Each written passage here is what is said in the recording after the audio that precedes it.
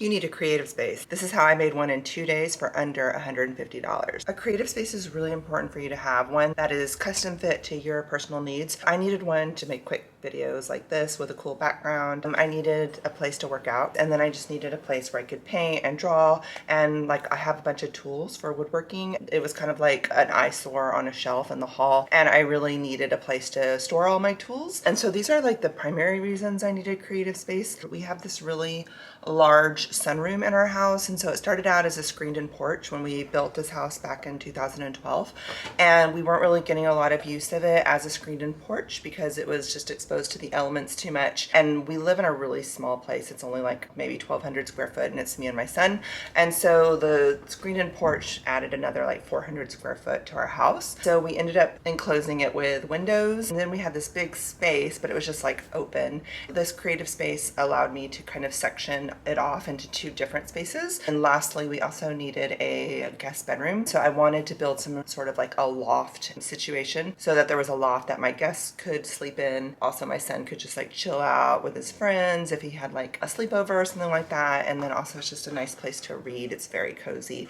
And at night, when you're up in the loft, you can actually see a downtown view of Austin, and it's really, really nice. So those are all the reasons I made the creative space. There were a couple of things that I needed to use. So behind me, you can see these panels. So my brother used to live here, and he left behind these two big translucent panels. They're 8 foot by 4 foot, and so I wanted to incorporate those. I like things that you can kind of see through, that light kind of goes through, and so at night it creates this really cool atmospheric experience. We have really high ceilings, so I wanted to like make it really easy to go up and down to get onto the loft. My cats can go up, but my dog can't, which is important. And then I just wanted to use some of the shelves and the tables that I had laying around, and so this is what I did. Last year in one of my engineering classes, I built sheds with my students, and so I kind of knew a little bit about framing. I did a lot of research in like how to build a loft, and a lot of them were just like too bulky and too finished looking. I wanted mine to look unfinished and also to cut down on costs, so I wanted to use just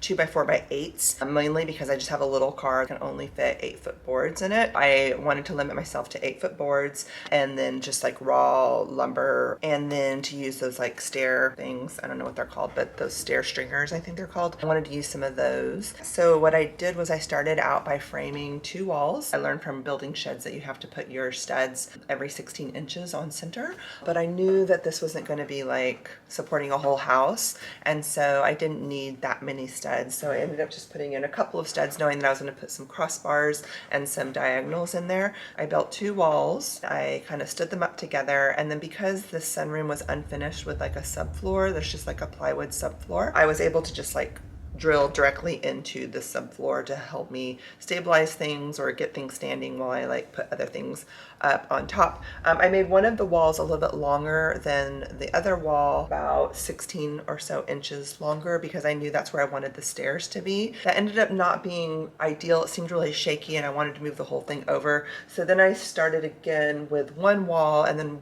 2 like legs that I build with 2 2x4s. They kind of go like this, and then with 1 stud in the middle. And then I just used 2x4s.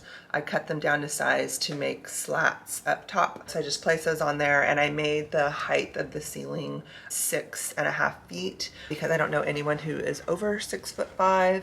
The tallest person in my family is 6'3", so I wanted to be able to easily walk under here without like hitting my head, but I didn't want it to be so tall. The first one I made was way too tall, and it was like scary to get on top, and it just felt like there was a lot of lateral instability, and so 6.5 foot seemed like the perfect height to make the loft. I got 2 stair stringers that are 5 steps each, and so there's a bit of a gap in between the top stair, and then you kind of have to hop onto the loft, but it doesn't feel like unstable or unsafe or anything like that. And then I just added some things in, like I built like a table that I had before I cut the legs down to size to put the litter box underneath, and then I had a couple of weight stuff, so like my workout bench and my mini trampoline and my free weights and my kettle balls I put over there in the workout area. So the idea is I'm working underneath the loft, and then because I like have ADHD, and every now and then I'm just like, I need to like get some physical energy out, then I'll just go over to my little home gym, do some workout, whatever, do some yoga, do some Pilates, and then I come back to my creative space